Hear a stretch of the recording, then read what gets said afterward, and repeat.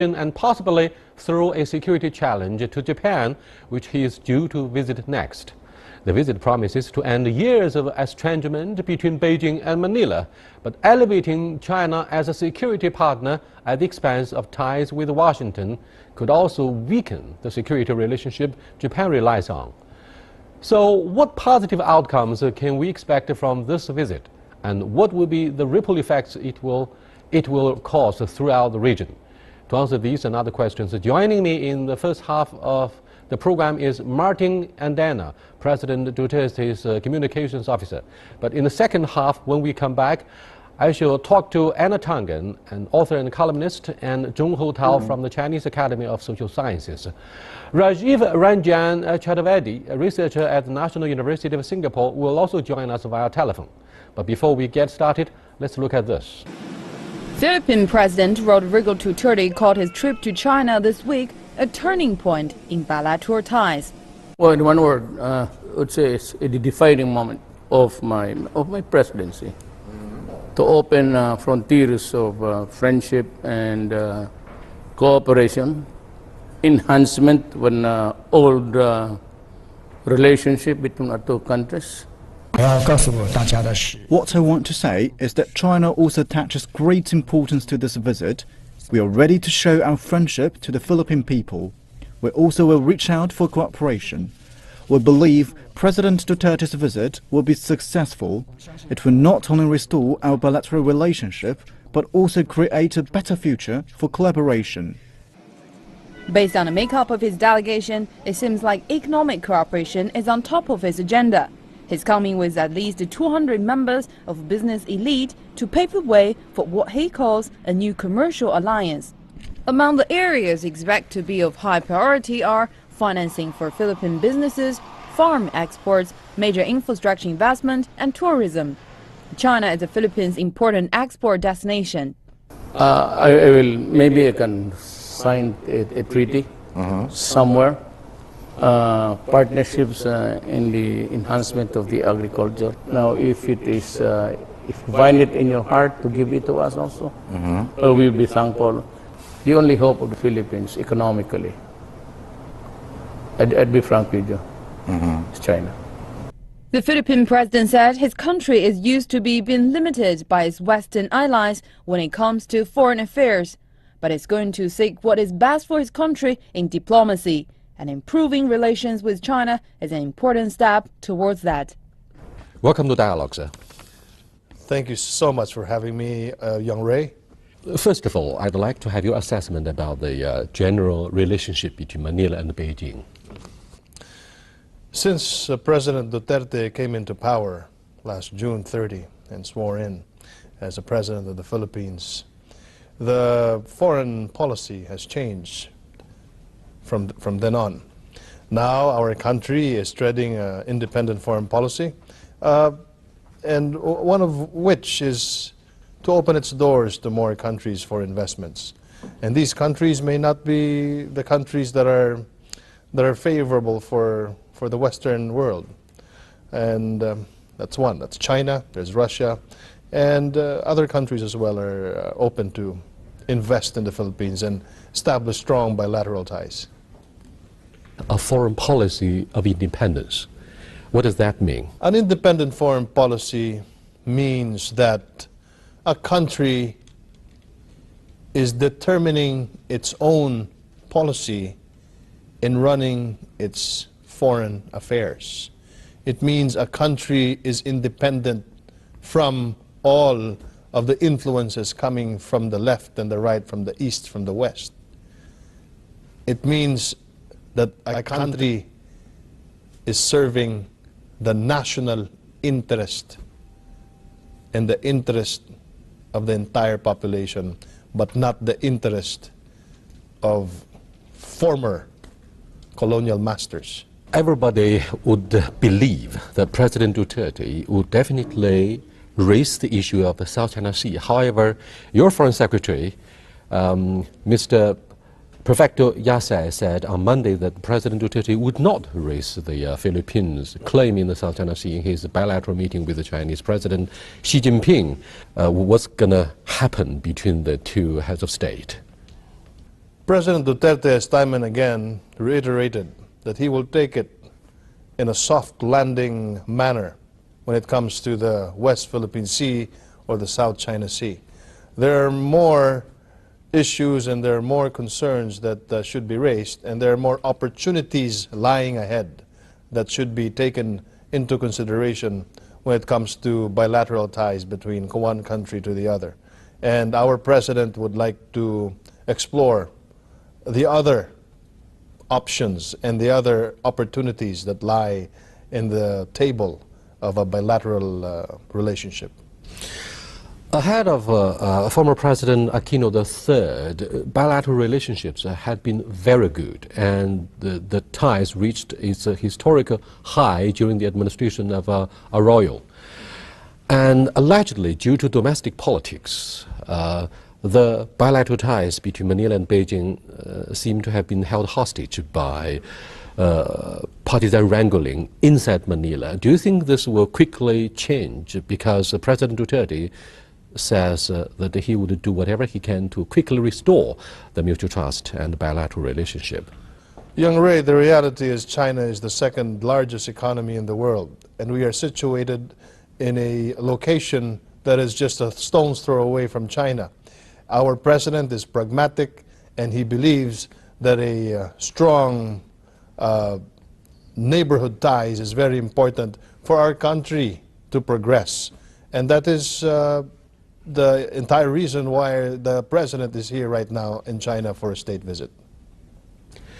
But lurking behind the scenario is the United States, which allegedly engineered the whole event about the July the 12th ruling, which was obviously not in favor of China. And some in your country warned President Duterte that he should not give up too much, otherwise he would face the danger of being impeached. Now, are you clearly aware of the vicissitudes and the challenges lying ahead for President Duterte? President Duterte already said, yes, he could be impeached. But then again, we are not severing our ties from our relationships with the Western world. And we are also not dropping the decision of the Permanent Court of Arbitration. What we are only saying is that we are opening our doors to more possibilities of strengthening our relationship with other countries, just like China. Let's come back to examine some of the specific issues in such areas like infrastructure, where remarkable progress is likely to be made between the two sides, and China stands ready to help. Also, the imminent issue for President Duterte on his political agenda after taking the highest office in your country is how to fight drug trafficking and drug addicts. What can China do to assist the new administration in tackling this issue of the greatest concern? Thank you for asking me that question. Right from the onset, China's already been there. China already offered to build rehabilitation centers, and there is one already that is being built and is about to be finished. It's more than $1 billion pesos worth of investment or aid from Chinese. Excuse me, let's clarify this project. Is it unconditional and free, just the gift from the Chinese government? It's an aid, it's a gift to build. You know, Young Ray. Without attaching any preconditions about human rights? Without any strings attached. You know, you see, when you are friends, you do not treat a friend negatively. If your friend is having a hard time, you do not berate, you do not vilify a friend.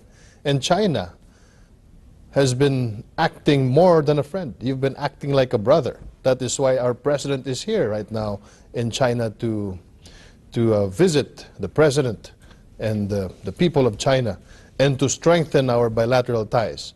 So China has already been helping even before we asked for help. As a result of the very powerful crackdown upon drug addicts, the approval rating for President Duterte has reached up to 76% at this moment. It seems he enjoys overwhelming popularity at home. What does that mean for him? It means that the Western world and other countries have a sort of a disconnect in understanding what the people really need in our country. there's a certain disconnect in understanding the context of our drug war. There are about almost 4 million drug dependents in our country, people who take crystal meth or shabu. And it is very important for our president to save the lives of the next generation. And if he does not take these draconian measures, then our country will just go to the dogs in a few years. But the Philippines is a democracy. However, many of the things that President Duterte has done so far seems to be against the traditional understanding about respecting rule of law from the American perspective. Will that seriously endanger the 65-year-old treaty mutual alliance between the two countries, the Philippines and the United States? My question to you, Young Ray, is that you're talking about rule of law. How can you apply the rule of law if you have a weak rule of law, when people do not follow the laws of the land?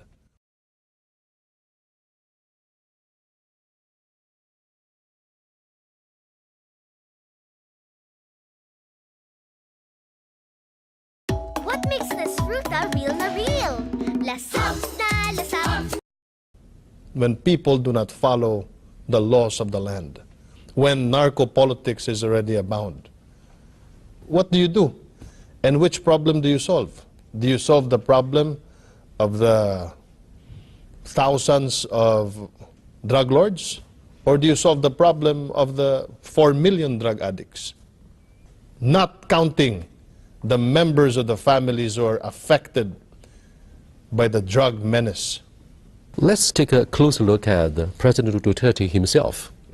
We would love to know more about his charisma and popularity.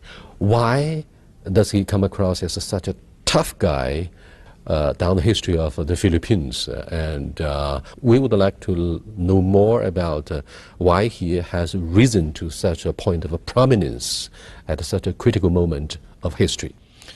Because President Duterte understands the need and the needs of the people in the Philippines. Because President Duterte is the only person who was able to use the local powers in order for law and order to be present in a city.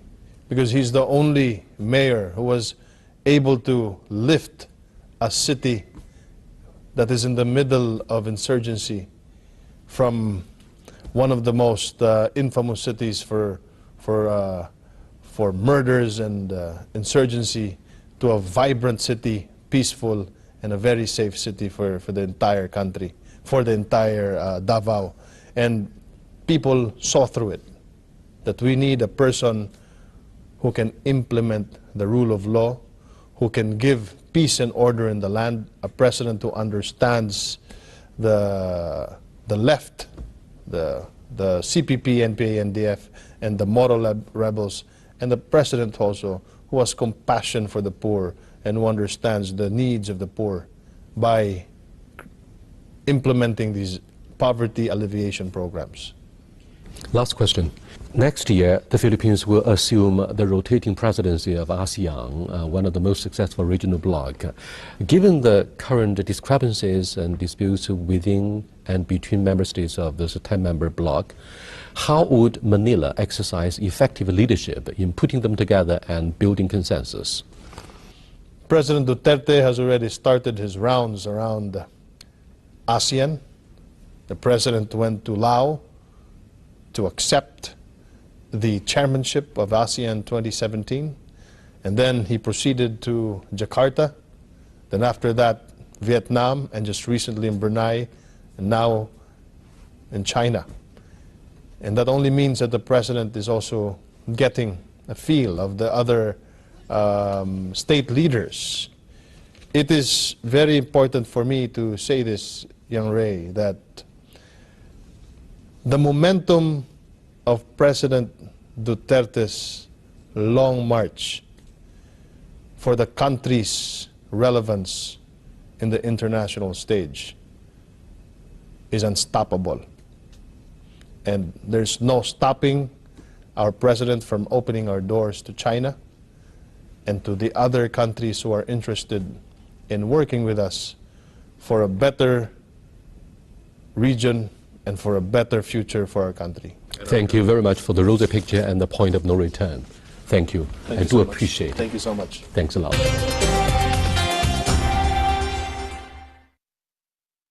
Welcome back. In the second half of the show, we are joined in the studio by Anna Tangen, an author and columnist, and Zhong Hotao from the Chinese Academy of Social Sciences. We shall also cross over to Rajiv Ranjan Chaturvedi, a researcher at the National University of Singapore, via telephone. Welcome to our discussion here. I've been able to talk to Communications Officer of President Duterte in the first half. He said a lot of nice things about this state visit, the first of its kind since Aquino III brought his presidency to an end through the election.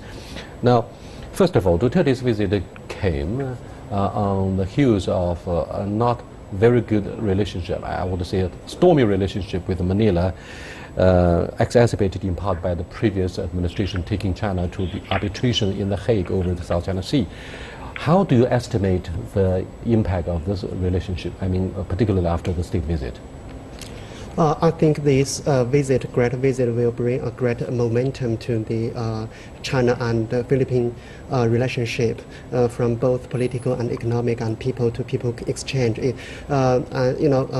President Duterte is coming to our country, and I think maybe in future President Xi Jinping will also visit Philippines. As for economic aspect, I think the two sides will cooperate quite strongly in future, especially maybe Chinese mainland. China will invest some infrastructure in Philippines, for example, railway and some other great projects. As for people-to-people contacts, I think more and more Chinese mainland coming people will travel to Philippines, and that will bring a great interest for the tourist industry in Philippines. Now that President Duterte has offered an olive branch, and it's the same the other way around, China has helped donate a drug rehabilitation center. That's a very friendly gesture, in sharp contrast with the American criticism about human rights violations. So what do you think of the honeymoon between the two countries at this moment?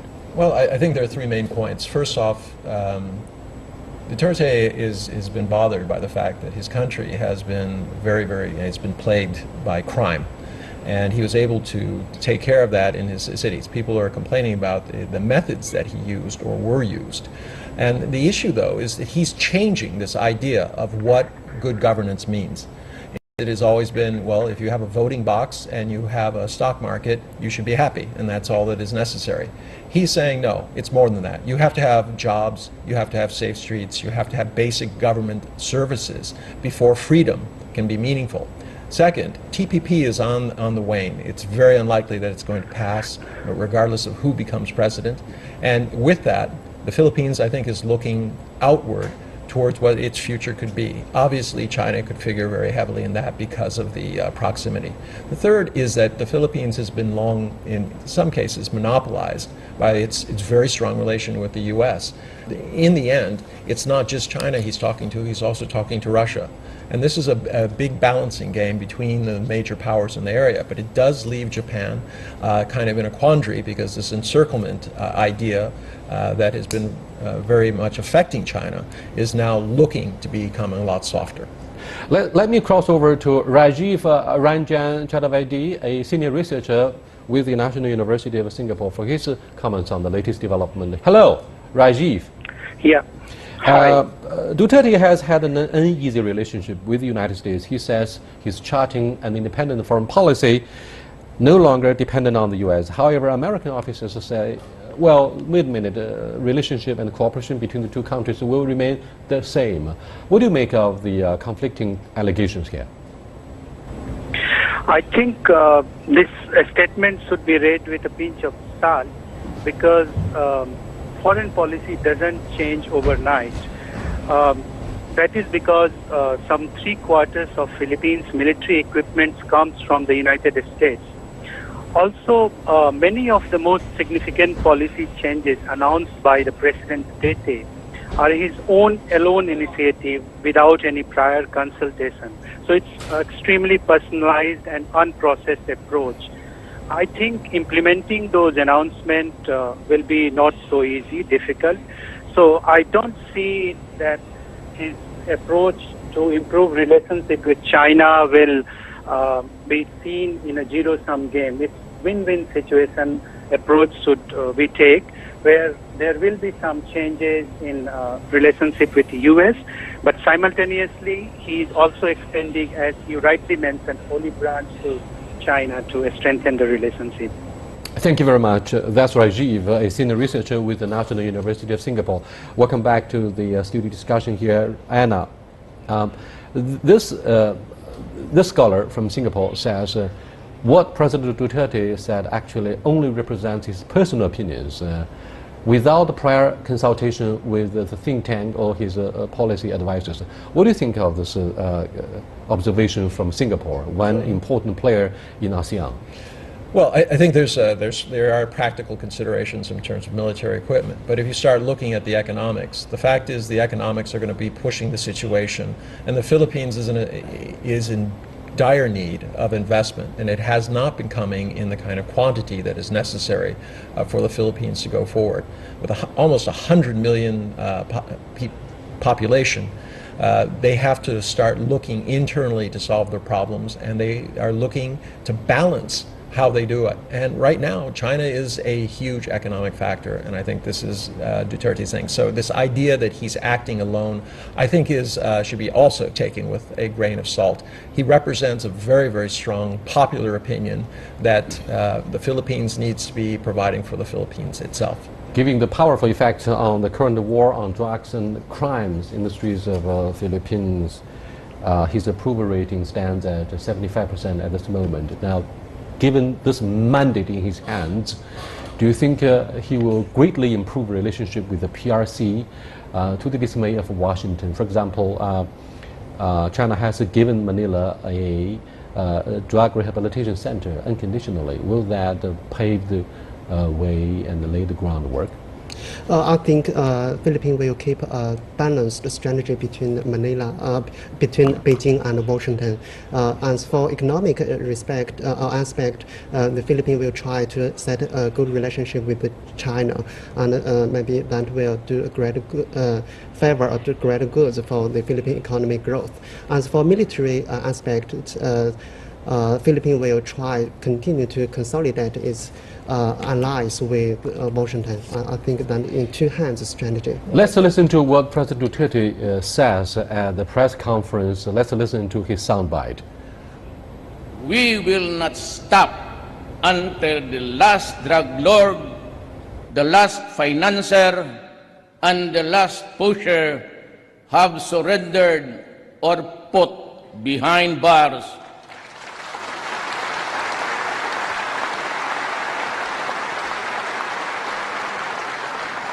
Or below the ground, if they so wish. Well, he was given a standing ovation in the parliament at a press conference and its policy briefing. What do you make of the charisma and the populism that he came along with? I think the drug is quite popular in Philippines, and President Duterte trying to fighting against the drug is try to attract those popular, most common people's idea, and they are willing. This president could work very hard on this aspect to set a good condition, set a good atmosphere for this country, especially for its economic development. And another point is President Duterte is trying to fighting against the crime. That is really very important for the development of this country. You have to look at this as a plague. Yeah. They have a methamphetamine problem. Once these people get on this, the only thing they can do is steal to support their habit. They will take money from their grandparents, anybody to get it, because they are not in control of themselves. This leads to crime. So if you're in a situation like in Manila, where you have these drug addicts and their pushers and their suppliers all around you, it is literally like living in hell. This is not the kind of situation. And he has, in his first 100 days, taken more action than any other presidency in their first 100 days. Excuse me, it's something noticeable. Wondering why we had the anarchical slide, chaotic situation in the previous administration. Was it because of the corruption? Poor governance? Why? The Philippines used to be a strong economy in Southeast Asia. Okay, but let's put this in perspective. What happened is you had the downturn, and then all of a sudden, the Philippines has been growing at 5% under Benigno Aquino. But if you talk to the normal people, what they'll tell you is they say, we read every day about the progress the Philippines is making, but they look in their pocket and it's the same. They've received no benefits. So there's this real strong feeling that things have to change, that the economic prosperity of the Philippines cannot just be shared among the elite. And he's brought in a completely new and different cast of people. Before, regardless of who was in power, the same people would come in to fill the cabinet posts. It would be the same names, the same families, etc. Now, there's a completely different. This has detractions in the sense that you have people who are not as used to handling things on a national front because they're coming more from the provincial side.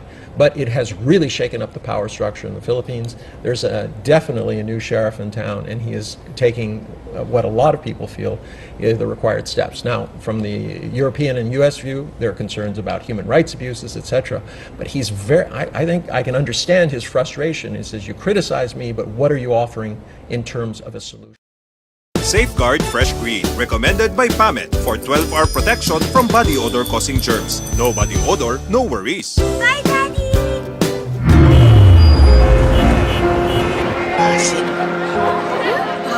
Umaga pa lang, pero amoy uwian ka na. Dahil yan sa body odor-causing germs na mas mabilis dumami kesa sa hand germs. Hindi ito kaya ng beauty soap lang. Kailangan protektado ka maghapon. Choose Safeguard Fresh Green. Recommended by PAMET for 12-hour protection from body odor-causing germs. Para fresh ka pa rin hanggang uwian. Safeguard Fresh Green. No body odor, no worries. Is you criticize me, but what are you offering in terms of a solution? Up next, let's listen to yet another soundbite by this president. So I'm serving notice now to the Americans and to those who rally. I will maintain the military alliance because there is an RPUS pact which our country signed in the early 50s. But I will establish new alliances for trade and commerce. And you are scheduled to hold war games again, which China does not want. I would serve notice to you now that this will be the last military exercise. Jointly, Philippines, US, the last one. I'm not sure if this will be the last military exercise jointly between the two countries. How will the changed military relationship impact on the U.S. strategy in the Asia-Pacific? Hotel. The United States is trying to plan as the so-called pivot to Asia strategy, and the Philippines is a very great, important chess piece in this strategy. If the Philippines do not cooperate very well with the United States, then the United States could not well implement the so-called rebalancing strategy. And the most important one is if Philippines refuse the United States to implement the P8 spy plan in Philippines, then maybe the United States will not able to spy the South China Sea. We have Guam. It's not a problem. And we can use bases in Japan for that. I think the real issue here is that he's taking away the irritant for China. But the fact is, under Aquino, there was an agreement to open up 5 bases where the U.S. military can actively train, store, and use. So he has not addressed that. So what I think he's doing is, as he said, he's balancing. He's saying, yes, we still have our military alliances, but I am free to pursue the economic benefits that that the Philippines needs. The last question is, President Duterte has made it very clear that he will not raise the issue of July the 12th arbitration, the ruling. Is he serious? I mean, what does that mean for the current state visit? I hope he is serious, and the two sides' relationship should focus on economic cooperation and on the sides. We should not just focus on this arbitration. As for this next question is: will the Chinese authorities make any serious compromise on the issue of sovereignty? For example, one thing may give some margin for flexibility, such as fishing rights. Yes. What do you think? There's a strong case to be made that they will continue to allow Filipino fishermen to fish in those waters. And I think that's pretty much in the can by now. All right, thank you very much. With that, we come to the end of the second half of our discussion about the implications of President Duterte's current state visit to the PRC. I'll see you next time. Until then, goodbye.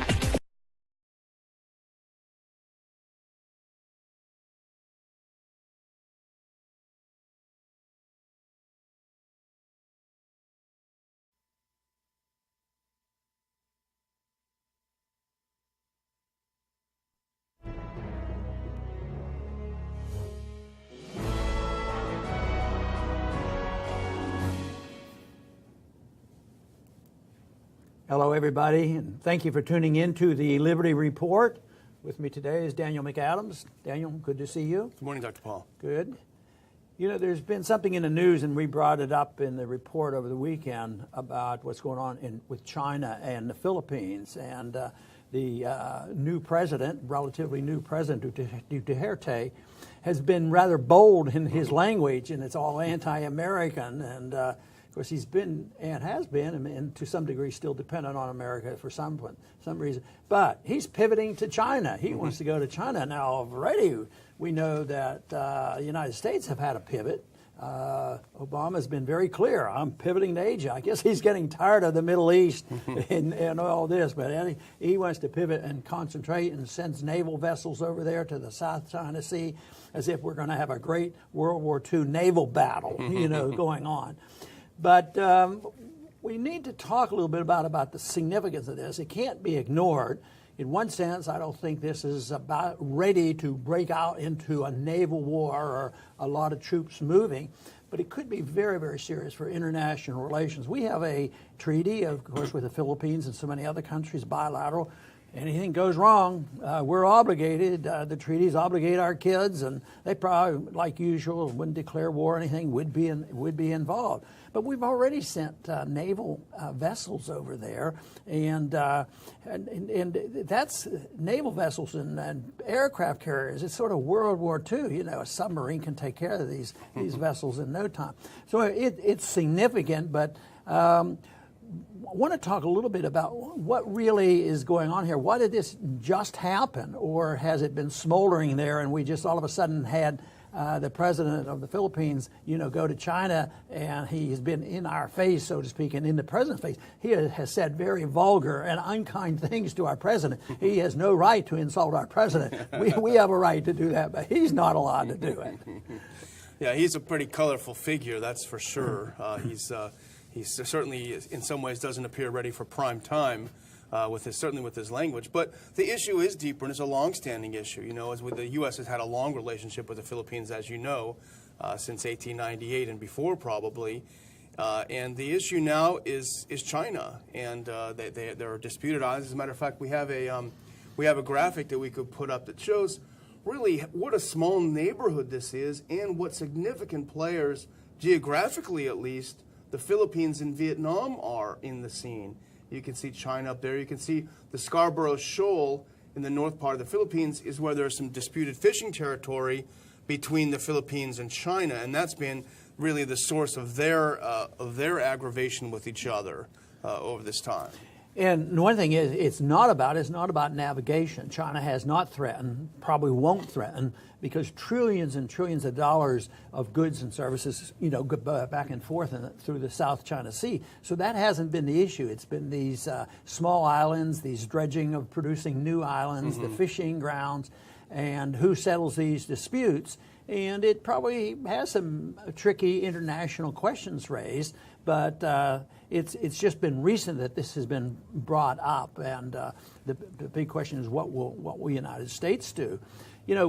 the one thing that concerns me a little bit is that, I have a saying about foreign policy that, well, we have two foreign policies. If these people from these other countries, their dictators or their leaders, do what we tell them, we give them money.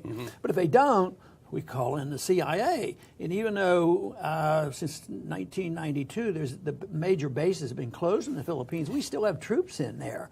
And let me tell you, it's the troops that go in and out of the Philippines are anti-terrorist groups, you know, and they also, believe me, they have CIA agents there. So maybe in reality, it's sad that these countries should be thinking about where are the CIA agents and what could happen. You know, it's not unusual throughout history for us to become annoyed. My guess is, though, that's not likely to happen. I wouldn't predict that our CIA is going to get involved and leadership is going to change. But I wouldn't be surprised if more money transfers, money from the American taxpayers who don't have it and sent over to dictators over there that won't help the poor people in the Philippines. That is one of the things that could happen from this squabble that's going on. Yeah, and the whole origin is just, it sort of blew up a few days ago when Duterte was in China, and he announced pretty vociferously that I've had it with the U.S., I'm pivoting toward China, I want to trade with you more, I want economic ties. And he had to walk back the statement a few days later when he got home. And he said, I'm not talking about severing diplomatic relations, but he made a good point. I'm talking about us being so caught up in U.S. foreign policy to our disadvantage. I'm paraphrasing what he said, but he makes a good point. The U.S. interest in the South China Sea is not necessarily the interest of the Philippines. The U.S. is interested in projecting power, controlling the region, controlling Asia.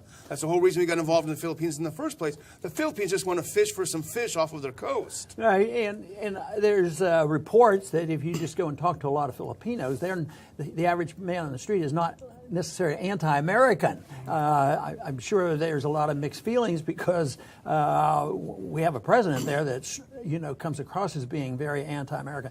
But I found it interesting that not only did he say, I'm giving up, I'm through with the United States, I'm going to China. He went to China, but he also throws in, I'll go to Putin too if I need some help. And that of course, could be significant. He may seriously think that. In a way, it could be just the emphasis on the fact that when America loses its influence and the dollar continues to slip away as the reserve currency, that here we have China and maybe the Philippines think that, maybe China and Russia and India will have another reserve currency that will, challenge the dollar. You say, well, it still doesn't make much sense because he should be our friend and China's friend. But there's a lot of smoldering resentment against the United States, the foreign policy. So, yes, if somebody's benefiting by our largesse and our bases and they have jobs, but also a lot of people just get really tired of it, that we're always telling them what to do. And it's not an official loss of sovereignty, but in many ways it's a loss of their decision-making. And I think part of the problem, not only is our aggressiveness, that's a problem, but I think it's also a problem is what countries like the Philippines, what they do. If they understand true libertarian philosophy and sound money, they could have taken the Philippines after they finally got their independence from the United States, turn it into a huge Hong Kong. Just invite people in. Say, come here, put your business here. We're going to keep taxes low and we're going to deal with sound money and we're going to honor and respect property rights. But that never seems to happen. But I don't think it's so much a political decision. I think it's an economic decision of ignorance. I don't think they realize what could be done, if they accepted a different form of government. So they mess up. There's a lot of poor people. The fishermen want to make a living, And then we get into these squabbles, and then they have to depend on the United States. Now the argument is we're already there. I mean, because of the anti-terrorism program, the Filipinos know in the southern part of the Philippines they have threat from Islamic terrorists. At least that is what is said. So there's a motivation there to probably hang on to ties with the United States.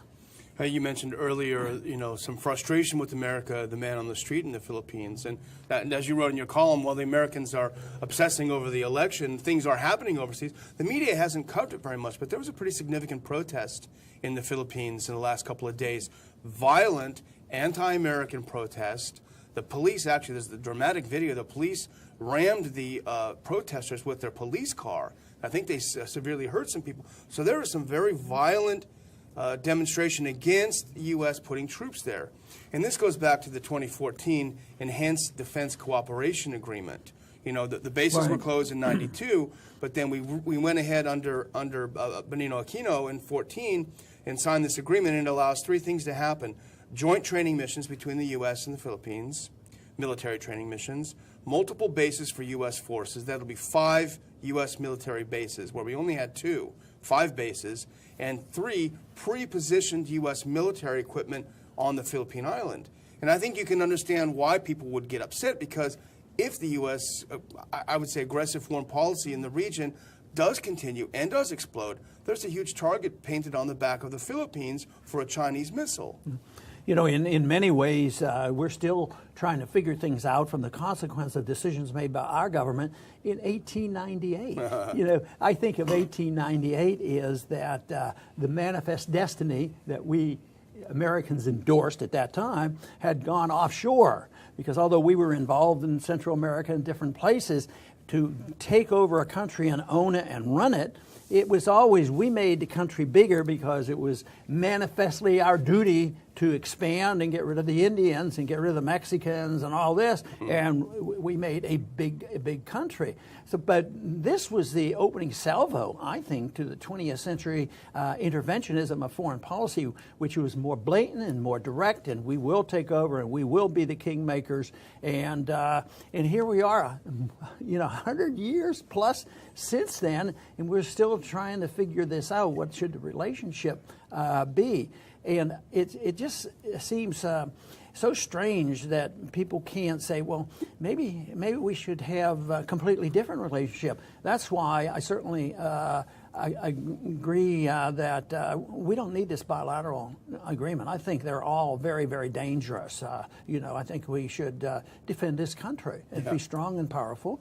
And instead of guaranteeing that we'll take care of them or guaranteeing that we will help them in any way whatsoever, or we try to mold them and change them, it can be done, in voluntarism.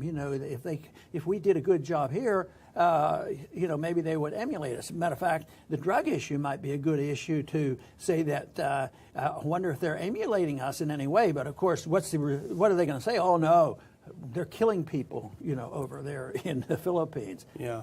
Good thing we're not doing any kind of drug war here. Right. But we both noticed an article by Doug Bandow, who we've known, and he's spoken at some of the lunches in the old days, and he made a good point in a way which is that okay, let's just take what Duterte said, and let's use it to our advantage and use it to back away from, as you say, this bilateral mutual defense treaty, and to back away to some of our commitments to the Philippines and sort of rework it in a way that's actually mutually beneficial.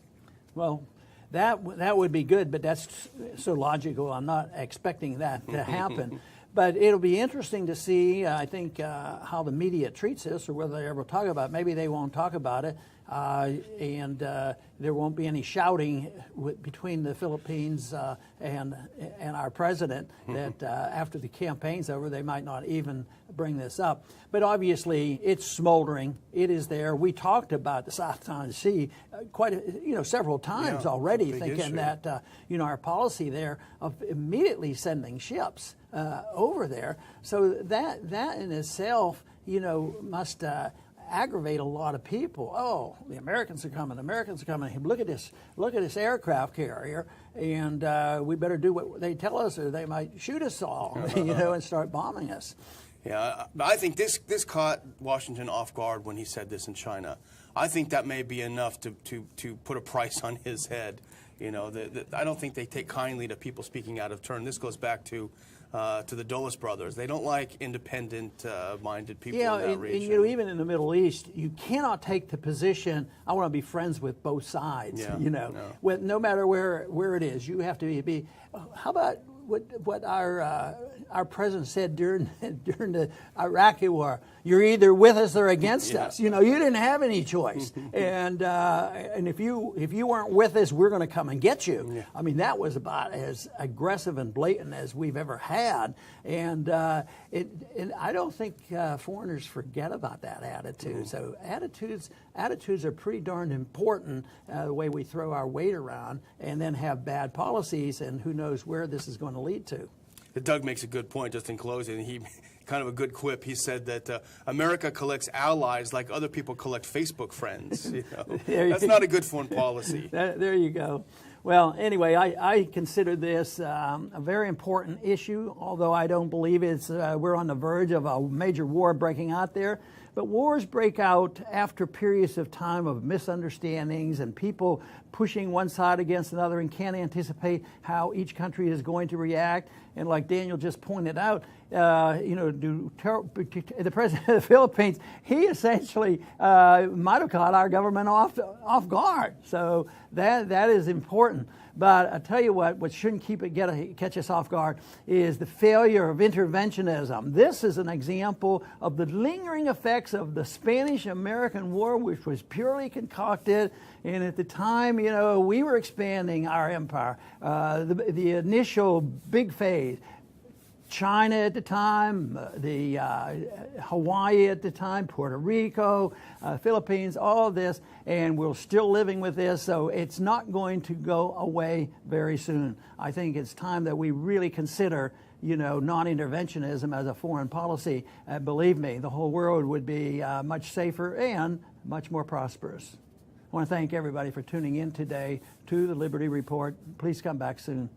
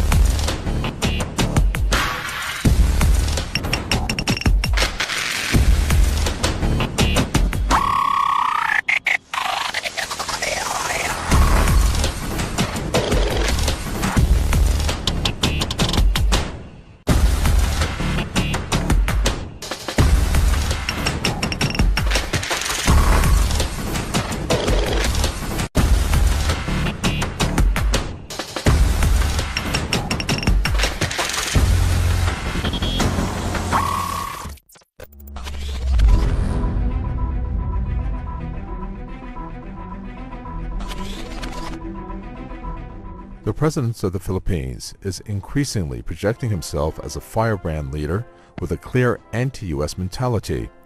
Rodrigo Duterte was on a state visit to China over the past few days. In what was perceived as a shock to many observers, he told his Chinese host that Manila has decided to separate from the United States.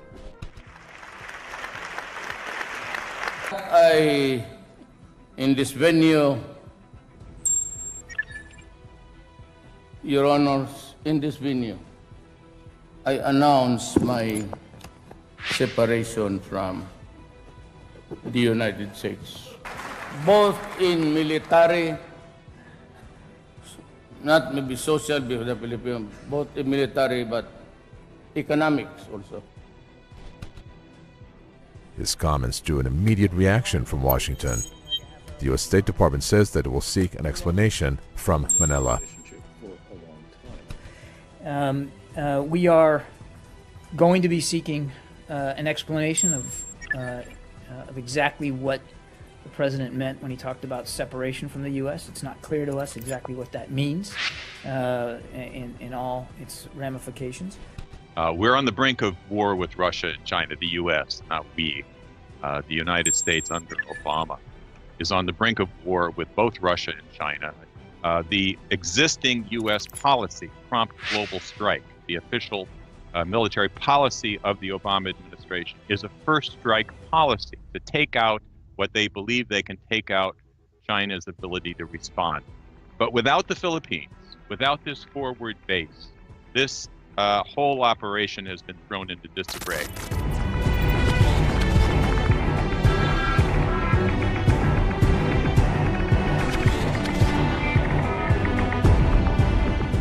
President Duterte's comments appear to have caused confusion both at home and abroad towards the Philippines' foreign policy. The country's trade minister, Ramon Lopez, contradicted his boss when he said that Duterte did not talk about separation. The Philippines Presidential Office has also urged the public to wait for guidelines over the president's remarks that will be provided once he is back. All of Asia has the potential, with a couple of shaky spots, to come together as part of this new paradigm centered on Russia and China, based on development, on nuclear power, on space travel, on looking to the future, on alleviating poverty the way the Chinese have lifted 700 million people out of poverty, to achieve a new world economic order to replace this bankrupt Western financial disaster and war policy.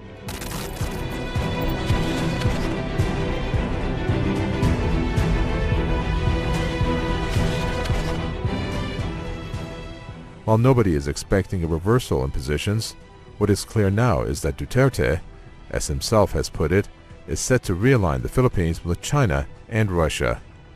And that could literally put an end to an alliance that his country had been building with the U.S. for over 70 years. If his comments are carried out, then there will not be a defense pact with the U.S.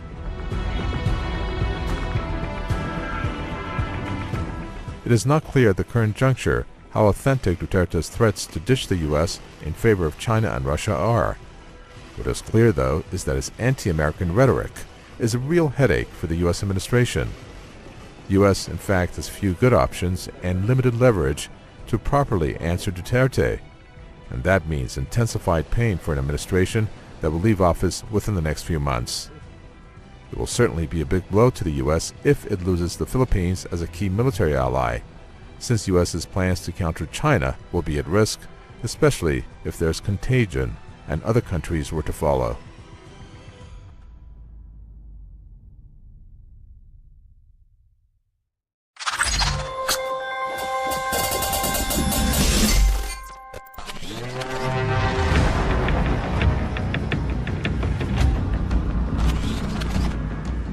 The US is going to be militarily involved around the world for decades to come. That's according to David Goldfein, a United States Air Force Army general. We've been deploying now for 15 years, Chief of Staff General David Goldfein said. We've probably got 15, 20 years to go. Clearly, the US is going to send more troops and warplanes around the world for the coming years. The reasons? The US war against ISIL in the Middle East, a resurgent Russia, as Washington likes to put it, and China's military activity in the South China Sea, just to name a few. They say that the former armament was acquired to continue wars. Now they start wars to use the armament.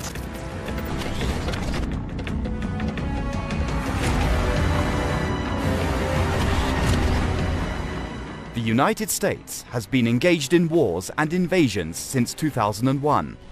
The American military-industrial complex is essentially going to be problematic for all peoples who share this planet. Washington and its allies launched a war against Afghanistan following the 9/11 attacks. 16 years later, they're still there. Then came Iraq. Years later, the country is still in chaos. Syria, Libya, and Yemen are also on the list. And the US never stops its military threats against Iran. The Project for New American Century creates the illusion that the US can get involved in multiple fronts of war simultaneously with success, because there is no challenge to it. Then comes Russia. The United States and Russia are at odds over several issues: Ukraine, Syria, and NATO's eastward expansion. The military alliance, led by the United States, is pushing for an eastward expansion close to the borders with Russia. And that has drawn an angry response from Moscow. And then there's the issue of China. The United States has sided with China's rivals in order to contain China.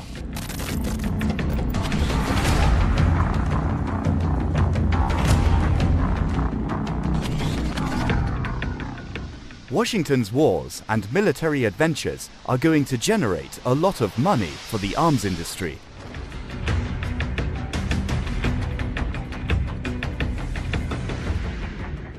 The list is long and the names are familiar: Boeing, Space and Security, Raytheon, Lockheed Martin, General Dynamics, Northrop Grumman, L3 Communications, and United Technologies are just some of the names on the list. The American military-industrial complex, of course, has been very active in many administrations for many years. In the councils of government, we must guard against the acquisition of unwarranted influence, whether sought or unsought, by the military-industrial complex. The potential for the disastrous rise of misplaced power exists and will persist.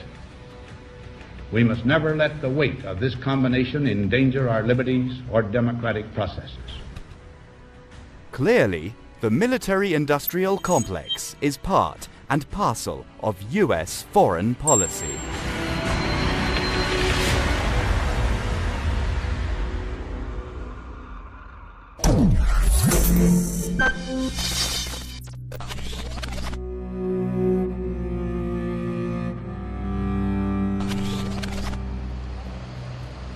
A UK bank has withdrawn banking services from Russia's news channel RT, a move which has been condemned by the television station as being aimed at choking the alternative media. The decision by NatWest, part of the Royal Bank of Scotland Group, is to come into force in December. A statement published on RT's website included a copy of the letter from NatWest announcing that the decision to close the account is final. But later NatWest said it was reviewing the situation and would be in contact with RT as such decisions, quote, are not taken lightly. This is how the West operates. That's how, you have your privileged share of the media, and you have the media that you're trying to shut out. And not only are they funding and coordinating this gathering of media images from Syria and around the world, but they are also acting as conduits for things such as the Syrian Observatory for Human Rights, for the white helmets, and all of these questionable NGO type organizations that serve their own interests.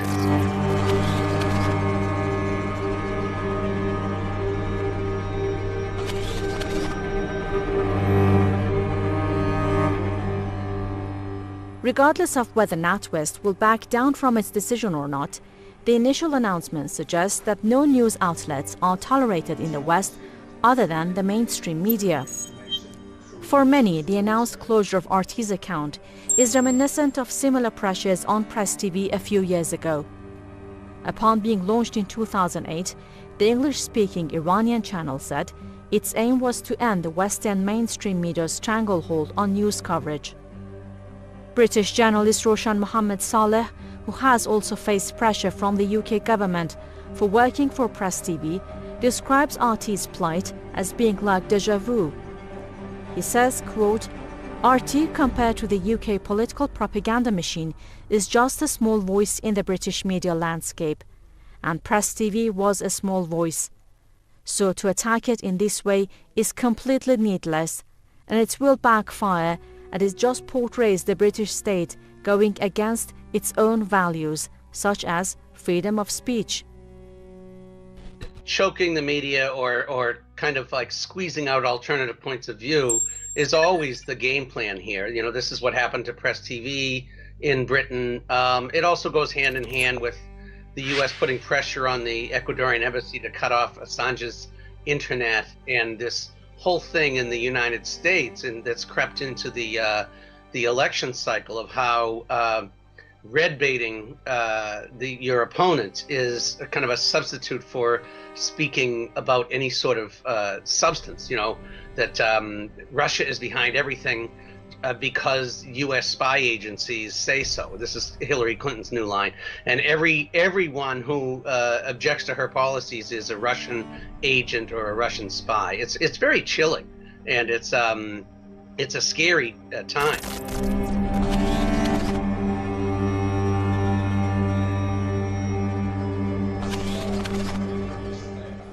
RT has been accused of being a mouthpiece of the Russian government, which is involved in Syria's war on terror. But that is not why the station has been targeted. It is because it has been broadcasting the truth that the Western media does not want the masses to know, especially when it comes to the war on Syria. And in a case of media manipulation, the West has financed what's called AMC, Aleppo Media Center.